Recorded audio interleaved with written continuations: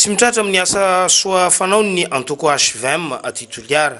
Fanampina ara-tsakafo ho anireo voafonja miisa 470 ao amin'ny Fonja Be Toliara no niantefan'ny asa sosialy ataon'izy ireo. Vary fologony balahazo 4 no natolotra manoloana ireto voafonja ireto. Rahantsika malala moa zany fa efa maro be ny zavatra vitany antoko HVM eto amin'ny Toliara tapitanana. Raha tsy teny ao reny asa tana maro iarahana amin'ny commune ambonivohitra reny ny famafana lalana zany dia tamin'ity indray mitoraka aty zany nivory ny komity dia nanapa-kevitra fa atao mifonja ny anaovana ny asa manaraka mitondra vary fologony sy mangahazo 420 zay omena nireo havana voafonja.